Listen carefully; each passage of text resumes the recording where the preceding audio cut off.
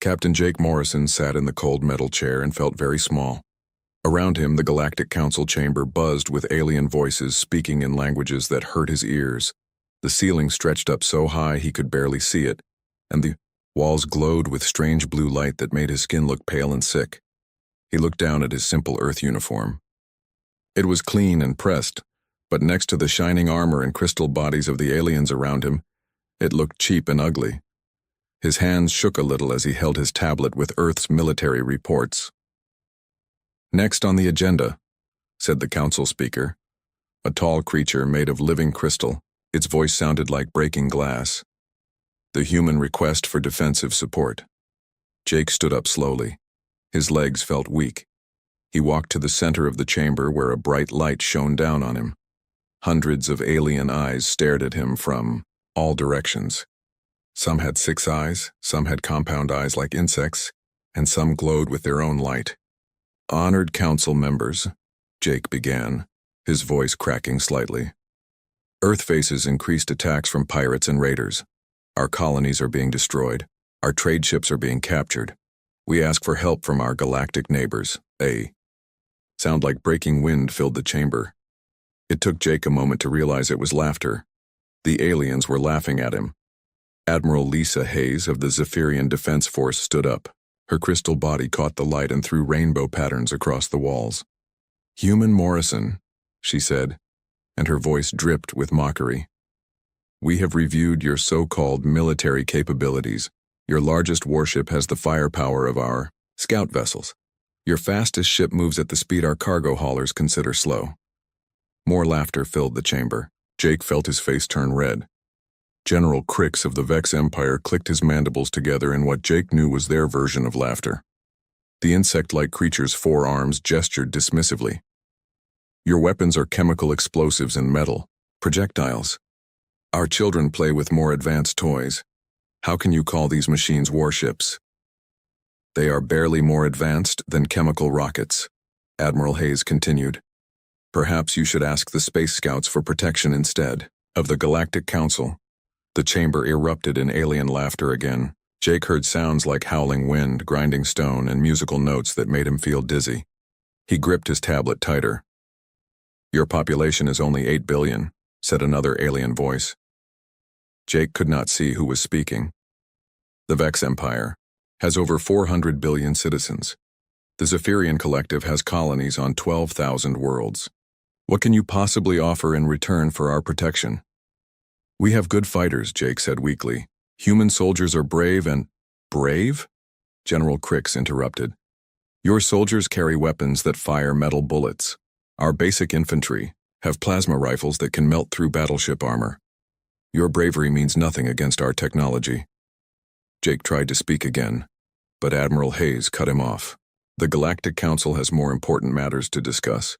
We cannot waste time and resources protecting a species that refuses to advance beyond primitive technology." "But our colonies are being destroyed," Jake said, his voice getting louder. "People are dying, entire settlements are being wiped out. Then perhaps you should have thought of that before you ventured into space with such laughable defenses," Admiral Hayes replied coldly. "The galaxy is dangerous, human. Only the strong survive." Jake felt anger rising in his chest, but he knew it was useless. The aliens were right. Earth's military was weak compared to theirs. Their ships were faster, their weapons more powerful, their technology centuries ahead of anything humans had built. "The Crimson Nebula pirates are using your space as a highway," he tried one more time. "They attack our worlds and then disappear into the outer rim. We need help tracking them." "The Crimson Nebula pirates are a minor nuisance," said another alien voice. "If you cannot handle a few raiders, you do not deserve to be in space." Jake looked around the chamber desperately. Every alien face showed the same expression of bored contempt. To them, humans were nothing more than annoying insects asking for help with problems they should solve themselves. In the back of the chamber, Colonel Ben Parker sat quietly in the observer section. He wore a simple military uniform like Jake's, but his face showed no emotion as he watched the humiliation unfold. His personal communicator buzzed softly against his wrist. Parker looked down at the small device. The message was short and contained only coordinates and a single word. 7th. Parker's expression did not change, but his eyes became sharp and focused. He stood up quietly and walked toward the exit. None of the aliens noticed him leave. They were too busy laughing at Jake's continued pleas for help. Perhaps, Admiral Hayes said with fake kindness, you should return to your little planet and work on advancing your technology. Come back in a few hundred years when you have something more impressive than chemical rockets. Jake felt his shoulders slump in defeat. He gathered his tablet and papers with shaking hands. Thank you for your time, he said quietly. As he walked back to his seat, the aliens had already moved on to other business. They talked about trade agreements worth billions of credits, military exercises involving thousands of ships, and territorial disputes that affected entire star systems. Human problems were too small to matter. Jake sat down heavily in his chair. He felt sick and embarrassed. Earth had sent him here with hope that the advanced civilizations would help protect human colonies. Instead, he had been laughed at and dismissed like a child asking adults for help with playground bullies. Colonel Parker was gone. Jake had not even noticed him leave. The chamber continued to buzz with alien voices discussing matters that would affect the fates of trillions of beings across the galaxy. None of those matters involved humans. The humiliation was complete. Earth was alone in a hostile galaxy, and everyone knew it. Colonel Ben Parker's small transport ship moved quietly through the outer edge of Jupiter's system. The giant planet filled his view screen, its red spots staring at him like a massive eye. But Parker was not looking at Jupiter. His eyes were fixed on a small gray moon that most people had never heard of. Himalaya was Jupiter's 7th moon. It was cold, dead, and covered in ice. Space charts listed it as having no value for mining or colonization. Most people forgot it existed. That was exactly what made it perfect. Parker's ship approached what looked like an empty ice field. He typed a long code into his navigation computer. Suddenly, the ice began to move. A section of the surface split apart like giant doors opening. Underneath was a landing bay big enough to hold 50 ships. Parker landed his transport and stepped out into the artificial atmosphere of the hidden base. The landing bay was carved directly out of the moon's rock. Bright lights made everything look clean and new, but Parker could see the tool marks on the walls where machines had cut through solid stone for 15 years. Dr. Amy Foster met him at the airlock. She was a small woman with gray hair and tired eyes, but when she smiled, Parker could see the excitement that had kept her working 18-hour days for the past decade and a half. Ben, she said, shaking his hand, you're just in time. We're almost ready for the first full power test. They walked through corridors that had been blasted out of solid rock. The base was enormous. Parker had helped plan it, but every time he visited, he was amazed by how much they had accomplished. Thousands of people had worked in secret to build this place. Engineers, scientists, construction workers, and security personnel. All of them had sworn oaths that they would rather die than reveal what they were building. How did the council meeting go? Amy asked as they walked. About as well as we expected, Parker replied. They laughed at Jake, called our technology primitive, said we should come back in a few hundred years. Amy nodded grimly. Good. The longer they think we're helpless, the more time we have to finish the project. They entered a massive chamber carved deep into the moon's core. Parker stopped walking and stared. Even though he had seen it before, the sight still took his breath away. The ship was huge. It stretched across the entire chamber, nearly a kilometer long. But its size was not what made it special. The hull was black as empty space, and it seemed to absorb light rather than reflect it. Strange angles and curves made it hard to focus on. Looking at it too long made Parker's eyes water. She's beautiful, Amy said proudly, and she's almost ready. Commander Rick Sullivan walked up to them. He was a big man with gray hair and scars on his hands from years of military service. He had commanded destroyers and cruisers in Earth's small navy, but this ship was different from anything he had ever seen. Colonel Parker, Sullivan said, saluting. Welcome back to the 7th. Parker returned the salute. How is she performing, Commander? Better than our best predictions, Sullivan replied. Yesterday we completed a 30-second phase jump. She moved completely out of normal space and back again with no problems. Amy led them to an observation platform overlooking the ship. Ben, you've been coordinating this project from the beginning, but I don't think you really understand what we've accomplished here. She pointed at the ship below them. Every other species in the galaxy builds ships the same way. They make them faster, bigger, more heavily armed, but they all exist in normal three-dimensional space. They can be detected, tracked, and targeted. But humans are different, she continued. While they were laughing at our chemical rockets and metal bullets, we were studying something they never bothered with: dimensional physics. Parker nodded. He had read the reports, but Amy's enthusiasm always made complex science sound simple. Discovered that space has more than 3 dimensions, Amy explained. Most of them are too small to matter, but the 7th dimension is different. It's large enough for matter to exist in, but it's separate from normal space. Sullivan pointed at the ship. The UES Retribution can move between normal space and the 7th dimension. When she's phased out, she's completely invisible. She can't be detected by any sensor system the galaxy has ever built. But she can still see and target ships in normal space, Amy added. She can appear anywhere, attack, and disappear before the enemy can react. Parker watched technicians working on the ship's hull. They moved carefully around panels that seemed to shift and change when he wasn't looking directly at them. How long until she's ready for combat? 2 weeks, Sullivan said. We've tested all the systems except the main weapons. The phase cannons are based on the same dimensional technology as the drive.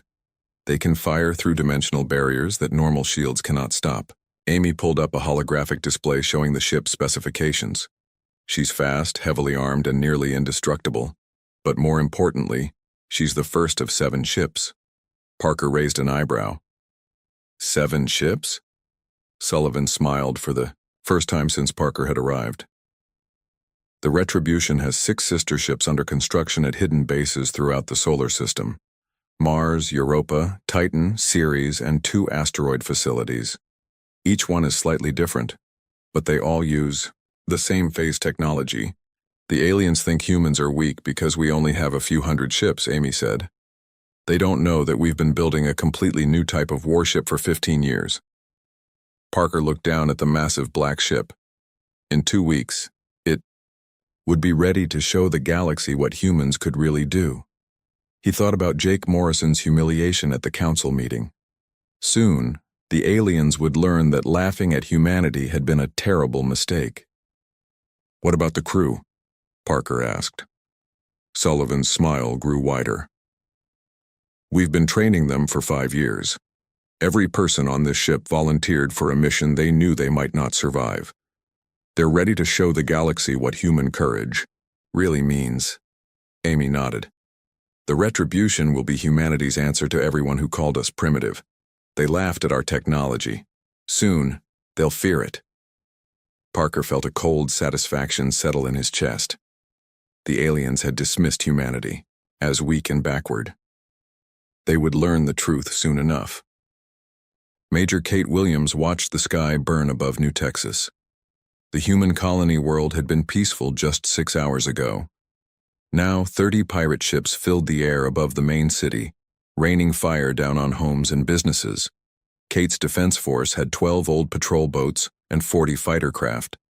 They had fought bravely, but the pirates had better ships and more experience. Half of Kate's pilots were already dead, and the rest were running out of fuel and ammunition.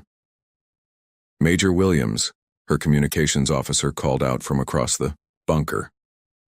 The evacuation ships are loading the last civilians now. They need 10 more minutes. Kate looked at her tactical display. 10 minutes might as well be 10 hours. The pirates were destroying everything they could see. Soon, they would find the evacuation site. The pirate leader was a creature called Draktar. He belonged to a species that looked like giant lizards, with too many teeth. His ship was twice the size of Kate's largest patrol boat, and it carried enough firepower to level a city. Draktar's voice came over the emergency broadcast channel. He spoke in broken human English, but his meaning was clear. "Little humans," he said, his voice full of laughter. "Your pathetic defenses are broken. Soon we will take everything you have built. The galaxy will see how weak you are." Kate grabbed her radio. All remaining units fall back to evacuation point Alpha. Repeat, fall back now. Her surviving ships retreated toward the spaceport where the last civilian transport was loading. The pirates followed them like hungry wolves. Kate knew her people would not last much longer. "Major," her sensor operator called out, "I'm reading something strange on long-range scanners." "What kind of strange?" Kate asked, still watching the pirates chase her fighters. "There's a massive energy signature appearing from nowhere. It's bigger than anything I've ever seen." Kate looked at the display.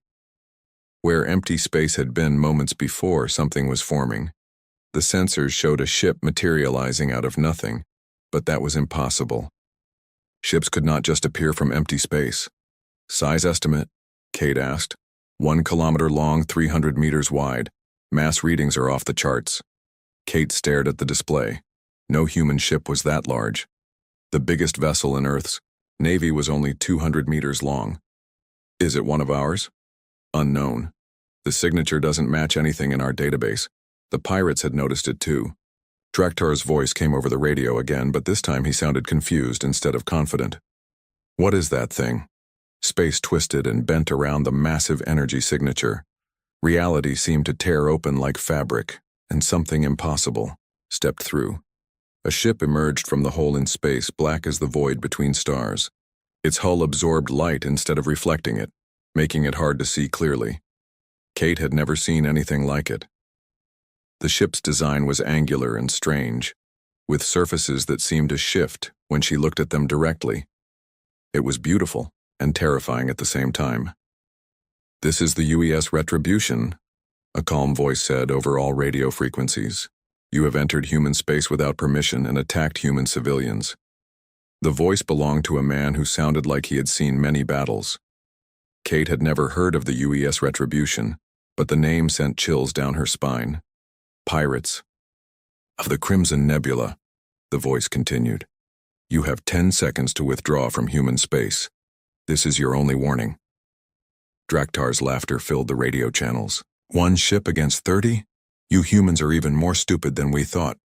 Kate watched as the pirate fleet turned toward the mysterious black ship. Their weapons charged up, ready to fire. The Retribution hung motionless in space, waiting. "Your seconds," the human voice said calmly. "Destroy that thing," Draktar screamed. The pirates opened fire. Plasma bolts, laser beams, and missile swarms raced toward the Retribution. Kate expected to see the black ship explode in a ball of fire. Instead, the weapons passed right through it. The Retribution flickered like a ghost. The pirate weapons hit nothing but empty space. Kate's sensors showed the ship was still there, but somehow the attacks could not touch it. "Impossible," Draktar whispered. "Your 10 seconds are up," the calm voice said. The Retribution's weapons fired.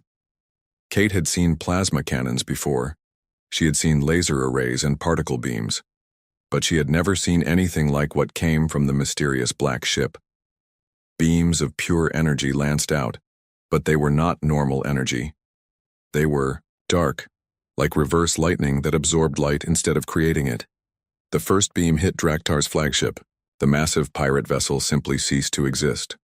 There was no explosion, no debris field. One moment it was there. The next moment, there was only empty space. The second beam destroyed 3 pirate ships at once. The third beam carved through 5 more like they were made of paper. In less than 30 seconds, the entire Crimson Nebula fleet was gone. Kate stared at her tactical display in shock. 30 pirate ships had been wiped out by a single vessel she had never heard of. The Retribution hung in space like a dark angel of death, completely undamaged. "This is Commander Rick Sullivan of the UES Retribution," the calm voice said. "New, Texas colony, please report your status." Kate found her voice. "This is Major Kate Williams, New Texas Defense Force. We have wounded and some structural damage, but no casualties among civilians." "Understood, Major. Medical ships are on their way. The pirates will not trouble you again." "Commander Sullivan," Kate said carefully. "What ship are you? I've never seen anything like the Retribution in Earth's Navy." There was a pause before Sullivan answered. That's classified, Major. Let's just say that humanity has some surprises the galaxy hasn't seen yet. Kate watched as the strange black ship began to fade from her sensors. It was moving back into whatever impossible space it had come from. "Will we see you again?" she asked. Sullivan's voice carried a promise that made Kate's blood run cold. "Anyone who threatens human colonies will see us again, that's a guarantee." The retribution disappeared completely, leaving only empty space where 30 pirate ships had been moments before. Kate looked at her surviving pilots and ground crews. They all had the same expression of amazement and fear. Humanity had just announced to the galaxy that they were not as helpless as everyone thought. Kate had a feeling that things were about to change in a very big way. The news spread across the galaxy like wildfire. 30 pirate ships destroyed by a single human vessel. At first, most aliens thought it was a lie or a mistake. Admiral Lisa Hayes sat in her crystal tower on the Zephyrian homeworld, reading the report for the third time. Her rainbow-colored body pulsed with disbelief as she analyzed the sensor data from New Texas. "This cannot be accurate," she said to her aide, a younger Zephyrian named Commander Vell. "Humans do not possess technology capable of this destruction." Commander Vell's crystal form flickered nervously. "Admiral, we have confirmed the report with 3 separate sources. The Crimson Nebula fleet was completely destroyed. No survivors, no debris fields. They simply vanished." Admiral Hayes crushed the datapad in her crystalline grip. "Impossible. I personally reviewed human military capabilities 6 months ago. Their largest ship carries the firepower of our mining equipment. This must be some kind of trick." Meanwhile, in the insect hives of the Vex Empire, General Crix clicked his mandibles in agitation. His forearms moved rapidly as he sorted through intelligence reports. Each report told the same impossible story. Perhaps the pirates encountered a mechanical failure, General Crix suggested to his swarm of advisors. Or maybe they fought each other and destroyed themselves. Humans are too primitive to build such weapons. But more reports kept coming. A slave trading operation near the Outer Rim had been gutted overnight.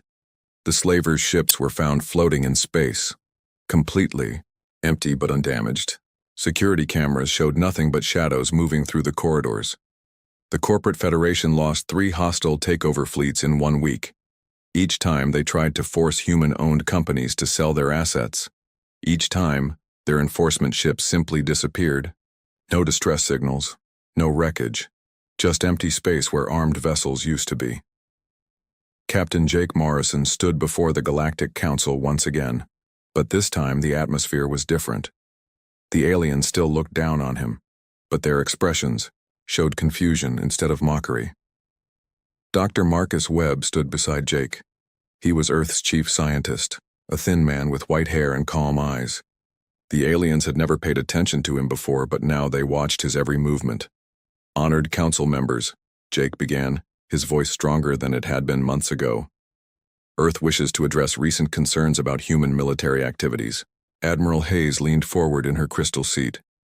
"Human Morrison, explain these impossible reports. How are your primitive ships destroying entire fleets?" Dr. Webb stepped forward and smiled politely. "Admiral Hayes, I believe there may be some confusion about our capabilities. Earth has been researching dimensional physics for many years." "Dimensional physics?" General Crix's compound eyes focused on the human scientist. "What do you mean?"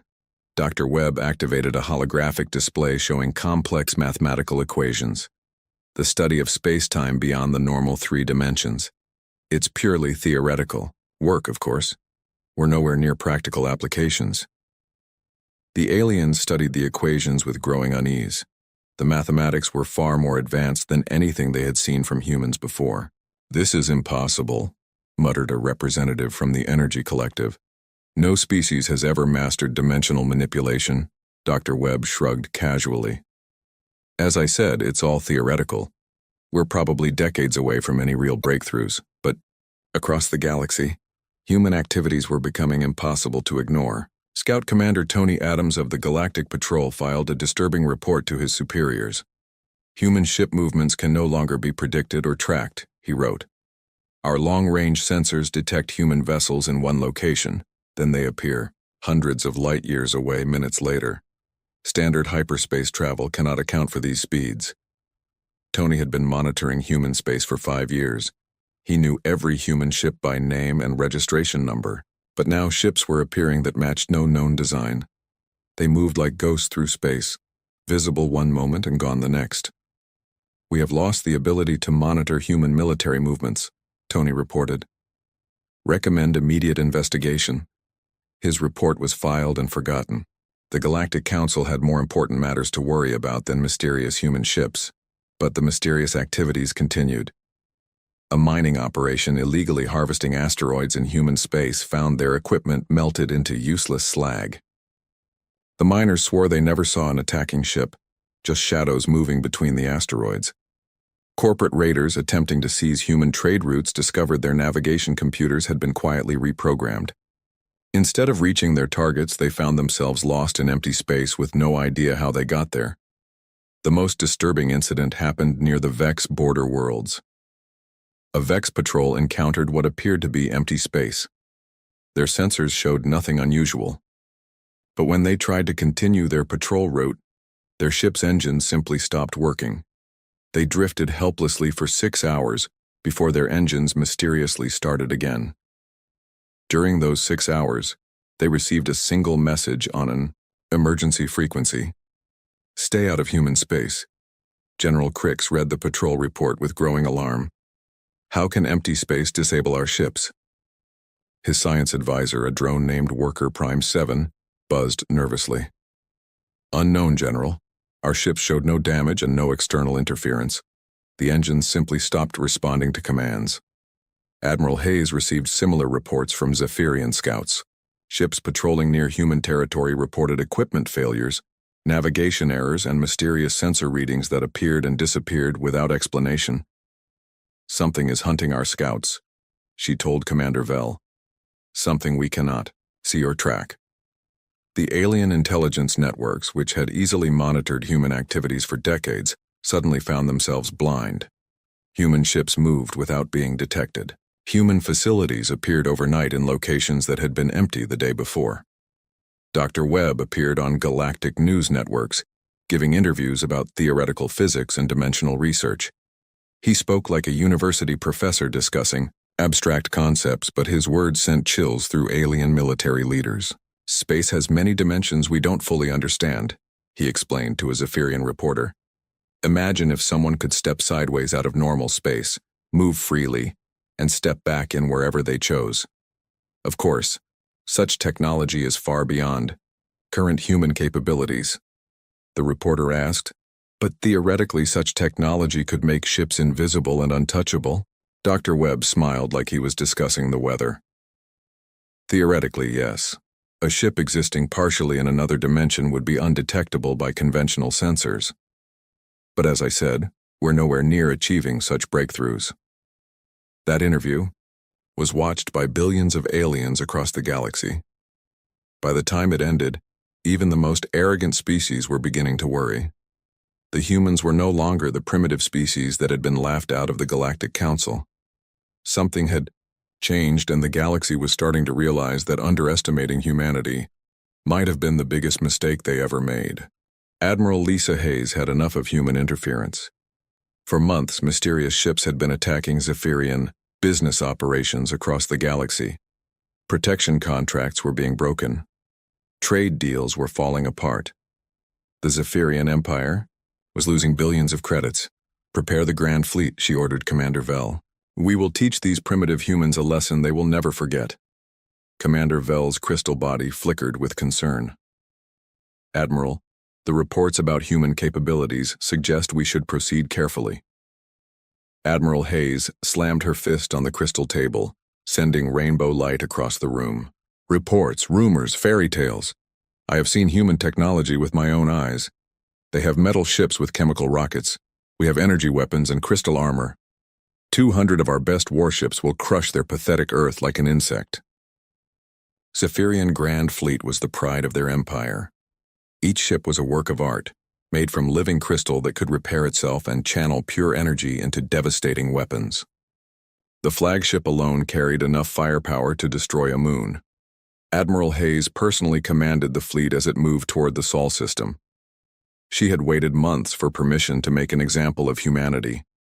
Now the Galactic Council would see what happened to species that interfered with Zephyrian interests. Long-range sensors show the human home system, reported the navigation officer.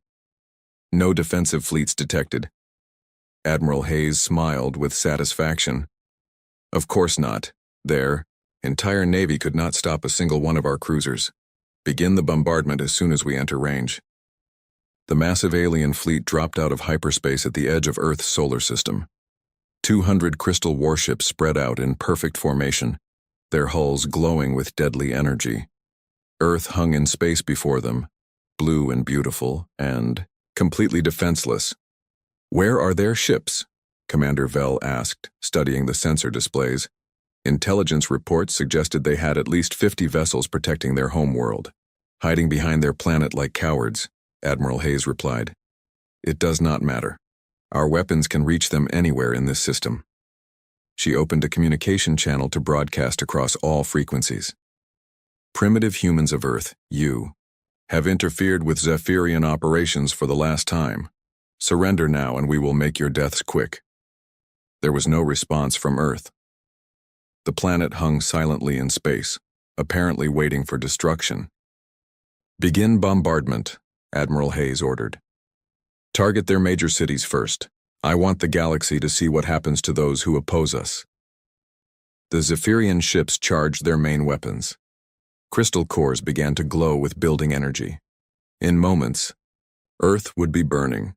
Then space began to tear. Reality twisted and bent around the Zephyrian fleet. Dark holes opened in the fabric of space itself, like wounds in the universe. Through each hole, something impossible emerged. 7 massive ships materialized around the alien fleet. Each one was a kilometer long and black as empty space. Their hulls absorbed light and seemed to bend reality around them. Strange angles and impossible curves made them hurt to look at directly. Admiral Hayes stared in shock as the human vessels surrounded her fleet. "Impossible. Our sensors showed nothing." "Admiral," the tactical officer reported in a terrified voice, "these ships do not match any known human design. They are larger than our flagship and reading massive energy signatures."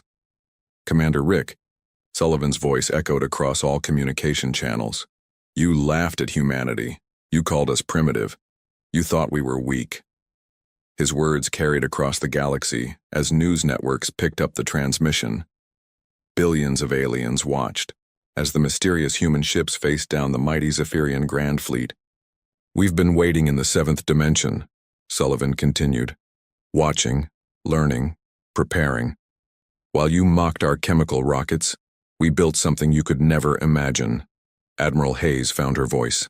"Attack! Destroy them all, the Zero." Zephyrian fleet opened fire. 200 crystal ships unleashed their full power at the 7 human vessels. Energy beams that could crack planets lanced through space toward the dark ships. The weapons passed through the human vessels like they were made of smoke. "Phase shields active," Sullivan reported calmly. "All ships, you are cleared to engage." The human ships flickered between dimensions. One moment they were untouchable ghosts, the next they were solid and deadly. Dark energy beams erupted from their weapons, but these were not normal energy weapons. They fired concentrated dimensional distortions that tore through matter and energy alike. The first Zephyrian ship simply ceased to exist. The crystal hull, the energy core, the crew inside. All of it vanished as if it had never been there. The second ship tried to escape, but a dark beam caught it and unraveled its molecular structure in seconds. Admiral Hayes watched in horror as her magnificent fleet was systematically destroyed. The human ships moved like predators, appearing and disappearing at will. Their weapons ignored shields and armor completely. Nothing could stop them. "Retreat!" she screamed. "All ships retreat!" But there was nowhere to run. The human vessels surrounded them completely, phasing in and out of normal space. They struck without warning and vanished before return fire could be aimed. In less than 10 minutes, the entire Zephyrian Grand Fleet was destroyed. 200 crystal warships reduced to nothing. Only Admiral Hayes's flagship remained, its engines disabled by a precisely aimed dimensional pulse. Sullivan's ship materialized directly in front of the crippled Zephyrian vessel. "Admiral Hayes, you are free to return to your homeworld. Tell your people what you have seen here today." Admiral Hayes stared at the impossible black ship. Her proud empire had just been humiliated by the species she had called primitive. "What? Are you?" "We are humanity," Sullivan replied. "And the galaxy will learn to respect us." The human ships began to fade back into the seventh dimension. Within moments, they were gone, leaving only empty space where the greatest fleet in Zephyrian history had been destroyed. Captain Jake Morrison stood before the Galactic Council one final time. The chamber was silent as he walked to the center platform. Every alien representative watched him with new eyes. "Honored council members," Jake began, his voice calm and confident. "Humanity requests full membership rights, territorial recognition, and a permanent seat on the Security Council." No one laughed this time. No one called humans primitive. The aliens had seen what happened to those who underestimated humanity. "We believe our qualifications speak for themselves," Jake continued. Admiral Hayes, her crystal body cracked and dim, spoke in a whisper. "Request granted." The age of human weakness was over. The galaxy had a new superpower, and everyone knew it. Admiral Jake Morrison floated in zero gravity as he looked out the window of his command station. The view showed nothing but darkness and distant stars. No one would guess that the biggest secret in human history was hiding just a few miles away. He pressed a button on his wrist device. "Lisa, give me an update on New Terra." Chief Engineer Lisa Carter's voice came through clearly. "We're at 96% completion, Admiral. The main engines are ready for testing. The armor plating on sections 12 through 18 is finished. We're ahead of schedule." Jake smiled. After 30 years of work, they were almost done. New Terra was not just any ship. It was as big as Earth's moon and could destroy entire fleets with a single shot. The best part was that nobody knew it existed. Commander Ryan Phillips joined Jake at the observation window. Ryan was in charge of keeping their secret safe. He looked tired, but happy. "The Federation still thinks we're just mining asteroids out." "Here," Ryan said. "Their spy satellites show our workers moving rocks and metals. They have no idea what we're really building." Jake nodded. The Galactic Federation treated humans like simple workers. They gave humanity the boring jobs like mining and construction. The alien races thought humans were too primitive to build anything dangerous. They were wrong. 50 years ago, when humans first joined the Federation, they were excited to meet other intelligent species. The reptilian Vorthak were strong warriors. The insect-like Kreelan were master builders. The ethereals were beings made of pure energy who claimed to be the smartest race in the galaxy. At first, humans tried to learn from these advanced species. They offered friendship and cooperation. But the aliens saw humans differently. To them, humans were just another primitive species that could do basic labor. The Federation gave humans simple jobs. They mined asteroids for rare metals. They built space stations using alien designs. They transported goods between star systems. The aliens paid them, but they never treated humans as equals. Dr. Amanda Foster worked in the weapons lab deep inside New Terra. She was one of the best scientists humanity had ever produced. The weapons she designed could crack planets in half. Each gun was bigger than most alien warships. "The main cannon is ready for its first test," Amanda reported over the communication system. "But we need to be careful. If we fire it at full power, every sensor in the solar system will detect the energy signature." Jake understood the problem. They had spent decades building their secret weapon. If the Federation discovered New Terra before it was time, all their work would be wasted. Worse, the aliens might try to destroy it before humans could use it. "Run the test at 10% power," Jake ordered. "We'll fire it into the empty space between Jupiter and Saturn. If anyone asks, we'll say it was a mining accident." Captain Ben Taylor was patrolling the outer edges of the construction zone in his small ship. His job was to watch for Federation spy ships or curious traders. So far, their security had been perfect. No unauthorized ships had come close to New Terra. Ben's ship looked like a normal human patrol vessel. It had the same weapons and shields as other human military ships, but it carried special equipment that could jam alien sensors and communication systems. If a Federation ship got too close, Ben could make sure they saw nothing important. The asteroid belt between Mars and Jupiter was perfect for hiding their secret. Thousands of rocks floated in space, and human mining ships moved between them, constantly. New Terra looked like just another large asteroid from the outside. The Federation satellites could not tell the difference. Inside New Terra, thousands of workers finished the final details. The ship had cities, farms, factories, and military bases. It could support 1 million people for decades without resupplying, but most importantly, it had enough weapons to fight the entire Galactic Federation. Colonel Steve Parker handled communication with Earth's government. Every month, he sent coded reports about their progress. The President and the military leaders on Earth knew about Project Titan, but they kept the secret carefully. Even most humans did not know what was happening in the asteroid belt. Earth Command wants to know when we'll be ready for operation, Steve told Jake during their weekly meeting. Tell them we need 3 more months, Jake replied. The weapons, testing is almost complete, but we need time to train the crew. When we reveal New Terra to the galaxy, we can't make any mistakes. Lisa Carter walked through the engine room, checking every system personally. The engines that moved New Terra were completely different from anything the Federation had ever seen. Humans had developed new technology in secret, building on ideas the aliens thought were impossible. The engines can push us to twice the speed of any Federation warship, Lisa explained to her team. And they're so quiet that most sensors won't detect us until we're right on top of them. Ryan Phillips monitored communication channels across the galaxy. His job was to know what the Federation was thinking and planning. The intelligence reports showed that the aliens were still completely unaware of humanity's real capabilities. The Vorthak are building up their military, Ryan reported. Intelligence suggests they're planning something big. The Ethereals are worried about Vorthak expansion, but the Federation Council can't agree on how to respond. Jake had expected this. The Federation was weak because its members could never work together effectively. Each species looked out for themselves first. When trouble came, they argued instead of acting. That was why humans had built New Terra.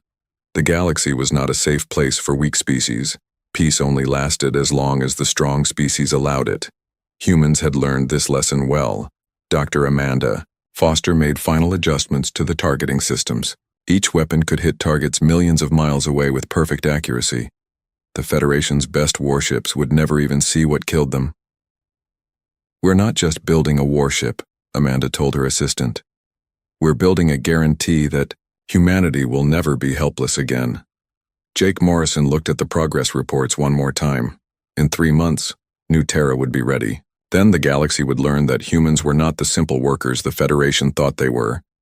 The aliens had made one crucial mistake.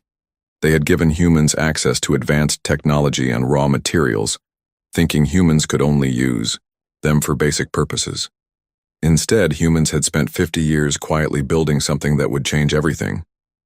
Soon it would be time to show the galaxy what humanity could really do. Captain Ben Taylor was halfway through his patrol route when his ship's alarm system started screaming. Emergency signals were flooding the communication channels. Something terrible was happening in the Zephyr system. Ben quickly changed course toward the distress signals. The Zephyrians were one of the most peaceful species in the galaxy. They had never hurt anyone. Their planets were full of artists, scientists, and philosophers who spent their time creating beautiful things and studying the universe. As Ben's ship jumped into the Zephyr system, he could not believe what he saw. Vorthak warships filled the space around Zephyr Prime, hundreds of them. The reptilian warriors were known for being aggressive, but this was different. This was not a military operation. This was slaughter. Federation Emergency Channel. This is Captain Taylor of the human patrol vessel Liberty, Ben broadcast. I am witnessing massive Vorthak fleet attacking civilian targets in the Zephyr system. Request immediate assistance. The response came from a bored Federation operator. Captain Taylor, please file a formal incident report. The Federation Council will review your complaint and respond within 7 to 10 standard days. Ben stared at his communication panel in shock. Operator, they are killing millions of innocent beings right now. This is genocide, not a border dispute. Captain, please follow proper procedures. The Federation does not authorize military intervention without full council approval. Ben watched in horror as Vorthak ships fired their main weapons at Zephyr Prime. The beautiful crystal, cities that had stood for thousands of years turned into clouds of glowing dust. Entire continents disappeared under the bombardment. Refugee ships tried to escape the dying planet. Most of them were just civilian transports with no weapons or shields. The Vorthak fighters hunted them down like wild animals. Ben could hear the death screams over his radio as families were vaporized in space. He wanted to help, but his single patrol ship carried only light weapons. Against hundreds of Vorthak warships, he would die without saving anyone. All he could do was record everything and hope someone would care enough to act. On Earth, President Kate Williams was eating breakfast when her emergency communicator started buzzing. She answered it immediately. The voice belonged to Colonel Steve Parker, and he sounded shaken. Madam President, you need to see this immediately. The Vorthak Empire has launched a full-scale attack on the Zephyrian colonies. Captain Taylor is transmitting live footage from the Zephyr system. Kate rushed to the Situation Room where her military advisors were already gathering. The main screen showed the destruction of Zephyr Prime in real time. She watched as billions of peaceful beings died while their cities burned. What is the Federation's response? She asked. Nothing, Colonel Parker replied. They say they need to hold council meetings and file paperwork. By the time they decide to act, every Zephyrian in the galaxy will be dead. Kate had seen enough violence in her life, but this was different. The Zephyrians had never threatened anyone. They were artists and thinkers who just wanted to create beautiful things. Now they were being murdered for no reason except that the Vorthak enjoyed killing. Get me Admiral Morrison on a secure channel, she ordered. It's time. Deep in the asteroid belt, Admiral Jake Morrison received the call he had been expecting for years. President Williams appeared on his private screen, and he could see the anger in her eyes. Jake, I'm authorizing Protocol 7 through 9. Show them what humanity can do. Jake had hoped this day would never come. He had hoped the galaxy's species could learn to live in peace without anyone needing to use terrible weapons. But the Vorthak had made that impossible. Understood, Madam President. New Terra will be ready to deploy in 6 hours. Dr. Amanda Foster was in the Weapons Control Center when the authorization came through. She had spent 20 years designing the most powerful weapons ever built by any species. She had hoped they would never be used. Now she began the startup sequence for systems that could destroy entire star systems. All weapon systems are online, Amanda reported. Main cannon is charging. Secondary batteries are ready. We have enough firepower to level 1,000 worlds. Commander Ryan Phillips activated every spy satellite and listening post humanity had built over the past 50 years. The intelligence network that the Federation knew nothing about suddenly came alive. Information flooded in from across the galaxy. The Vorthak have committed their entire military to this operation, Ryan reported. They're not just attacking Zephyr Prime, they're hitting every Zephyrian colony at the same time. This is planned genocide. General Marcus Kane took his position on New Terra's bridge. The command center was built inside what looked like a mountain range on the artificial planet's surface. From space, it appeared to be just another rocky hill. But inside, it controlled enough destructive power to end civilizations. All stations report ready, Marcus announced. Engine room confirms we can reach the Zephyr system in 4 hours at maximum speed. Chief Engineer Lisa Carter watched her massive engines come online for the first time at full power. The energy readings were incredible. New Terra would move faster than any ship the galaxy had ever seen. More importantly, it would arrive before the Federation even finished arguing about what to do. Captain Sarah Johnson monitored communication channels across the galaxy. Every government was receiving reports about the Zephyrian massacre. Most were doing nothing. The few species that wanted to help lacked the military power to challenge the Vorthak Empire. The Ethereals are calling for emergency council sessions, Sarah reported. The Krelin hives are moving their fleets to defensive positions around their homeworlds. Everyone is scared that they might be next. Back in the Zephyr system, Captain Ben Taylor continued his grim duty of recording the destruction. 3 billion Zephyrians had lived on the main planet. Now there were maybe a few thousand survivors scattered in damaged ships trying to escape. "This is Captain Taylor reporting to Earth Command," Ben transmitted on an encrypted channel. "Zephyr, Prime is gone. The Vorthak are systematically destroying every Zephyrian settlement. I estimate they will finish their extermination program within 12 hours. Admiral Morrison listened to Ben's report, while New Terra's massive engines pushed them toward their first battle. The artificial planet moved through space like a silent mountain, its true nature hidden beneath layers of rock and metal disguised as natural terrain. "This is Admiral Morrison to all department heads," Jake announced over the ship's communication system. "We are about to reveal humanity's true capabilities to the galaxy. The Vorthak have chosen to commit genocide against innocent beings. We will show them that such actions have consequences." Dr. Amanda Foster ran final checks on the main cannon. The weapon was built into an entire continental shelf on New Terra's surface. When fired, it would release more energy than most stars produced in a year. Nothing in the galaxy could survive a direct hit.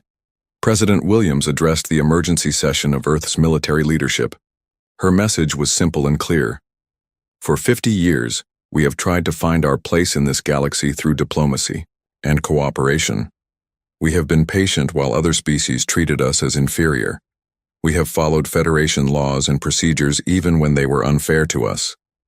She paused to look at each person in the room. "But we will not stand by and watch genocide. Today, the galaxy learns that humanity is not weak. Today, they learn that some lines cannot be crossed without consequences." New Terra accelerated toward the Zephyr system, carrying with it the end of everything the galaxy thought it knew about human capabilities. The Vorthak fleet was celebrating their easy victory when their sensors detected something impossible. Admiral Kresh, the reptilian commander of the invasion force, studied the readings with his cold yellow eyes. His 3,000 warships had just finished destroying the last Zephyrian colony when the alert started screaming. "What is that thing?" Kresh hissed at his sensor operator. "Unknown, sir. It appears to be a rogue planet moving at impossible speeds. The gravitational readings are enormous, but it's not following any natural orbital path." Kresh's scales rippled with amusement. In all his years of conquest, he had never seen anything so ridiculous. "A planet cannot move on its own. Check your equipment for malfunctions." But the readings remained consistent.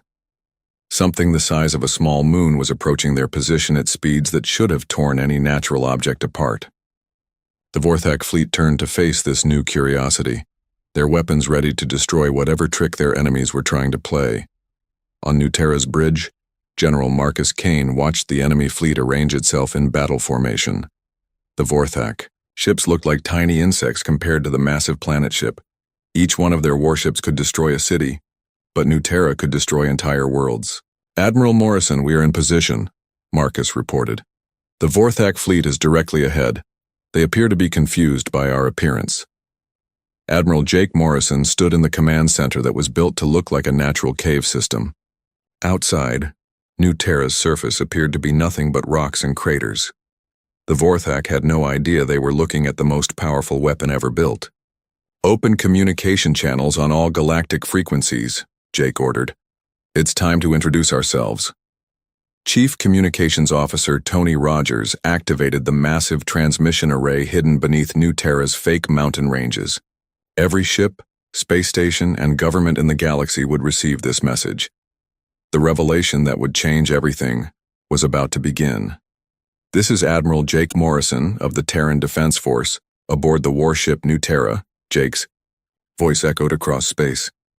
"Vorthak fleet, you have exactly 1 hour to withdraw from Zephyrian space and surrender yourselves for trial." The silence that followed lasted only a few seconds before Admiral Kresh began laughing. The sound was like rocks scraping together, harsh and unpleasant. "Humans," Kresh roared with amusement. "You pathetic builders think you can threaten the Vorthak Empire? We have 3,000 of the most powerful warships in the galaxy. You have one oversized rock." The laughter spread through the Vorthak communication channels. Reptilian voices mocked the humans who dared to challenge their mighty fleet. To them, this was the funniest joke they had heard in years. On the planet Korath, homeworld of the Ethereal Council, beings of pure energy watched the transmission with growing alarm. The Ethereals had always considered themselves the most advanced species in the galaxy. They had studied human technology for decades and found it primitive and unimpressive. This cannot be correct. Elder Zephon flickered with confusion. Our analysis shows that humans lack the capability to construct vessels of this magnitude. Their largest ships are barely the size of our scout vessels. But their sensors confirmed what their minds could not accept. The object approaching the Vorthak fleet was indeed artificial, and it was enormous beyond their understanding. In the insectoid hives of Krelin space, millions of worker drones stopped their activities to process this information. The Krelin had worked alongside humans on countless construction projects. They thought they understood human building capabilities completely. Queen Vaska of the primary hive transmitted her confusion to her sister queens. The humans we know could not create such a structure. Either our understanding is incorrect or these are not the same humans we have been working with.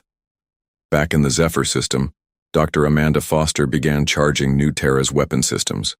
The main cannon required so much power that entire sections of the planet ship dimmed as energy flowed toward the massive weapon arrays. All weapons are charging, Amanda reported. Main cannon will be ready to fire in 30 minutes. Secondary batteries are online and ready for immediate use. Admiral Kresh received reports from his sensor officers about energy readings coming from the human planet. The numbers made no sense. No weapon system could generate that much power without destroying itself. Impossible, Kresh snarled. Their readings are wrong. No species has ever built weapons that powerful. Fire a warning, shot at their hull. When they see our firepower, they will surrender like the cowards they are. The Vorthak fleet opened fire with their forward batteries. Hundreds of energy beams and explosive missiles streaked toward New Terra's surface. The weapons that had destroyed Zephyrian cities struck the artificial planet with tremendous force. Explosions bloomed across New Terra's fake terrain like deadly flowers. The attack was powerful enough to crack a moon's surface and kill millions of people. When the energy dissipated, Admiral Kresh expected to see a broken and burning wreck begging for mercy. Instead, his sensors showed minimal damage. A few scorch marks on what he now realized was not rock at all, but some kind of advanced armor plating. The planet continued moving toward his fleet as if nothing had happened. Commander Ryan Phillips monitored communication channels across the galaxy as governments realized what they were witnessing. Emergency sessions were being called in every major capital. Military leaders were demanding explanations that no one could provide. The Federation Council is in complete chaos, Ryan reported. Half of them think this is some kind of hoax. The other half are demanding to know how humanity built something like this without their knowledge. On Earth, President Kate Williams watched the battle unfold from the Situation Room. Her military advisors sat in stunned silence as they realized the implications of what they were seeing. Humanity had built a weapon that made every other military force in the galaxy obsolete. Captain Sarah Johnson intercepted dozens of encrypted messages as alien governments tried to understand what was happening. The Ethereals were recalculating everything they thought they knew about human technology. The Krelin hives were reviewing 50 years of construction projects, looking for clues they had missed. Every major government is trying to contact Earth directly, Sarah reported. They're bypassing the Federation completely. They want to negotiate with us as equals. Admiral Morrison smiled grimly. After 50 years of being treated as simple laborers, humanity was finally getting the respect they deserved. But the lesson was not over yet. Charge the main cannon to full power, Jake ordered. It's time to show them what happens when you commit genocide against innocent beings. Chief Weapons Officer Lisa Carter activated the primary weapon system. Deep inside New Terra, machinery the size of cities began to hum with deadly energy. The main cannon was built into an entire continental shelf, disguised as a natural mountain range. Admiral Kresh watched in growing alarm as energy readings from the human vessel climbed beyond anything his sensors had ever detected. The power levels were approaching those of a small star. Whatever weapon the humans had built, it was about to fire. All ships prepare for evasive maneuvers, Kresh ordered, his confident laughter replaced by nervous tension. Ready all weapons for concentrated fire on their weapon systems. But it was too late. New Terra's main cannon had finished charging, and Admiral Morrison was ready to demonstrate why humanity should never be underestimated again. The galaxy was about to witness the most devastating display of firepower in recorded history. Admiral Kresh gave the order that would doom his entire fleet. All ships concentrate fire on that human vessel. Show them the power of the Vorthak Empire. 3,000 warships opened fire at the same time. The combined firepower was enough to destroy planets and burn solar systems. Energy beams, explosive missiles, and plasma cannons all struck New Terra's surface within seconds of each other. The explosions were so bright that they could be seen from neighboring star systems. The attack created fireballs larger than most moons. Any normal planet would have been cracked in half and turned into floating debris. On New Terra's bridge, General Marcus Kane watched the enemy fire impact their armor without concern. The artificial planet shook slightly from the massive explosions, but the damage was minimal.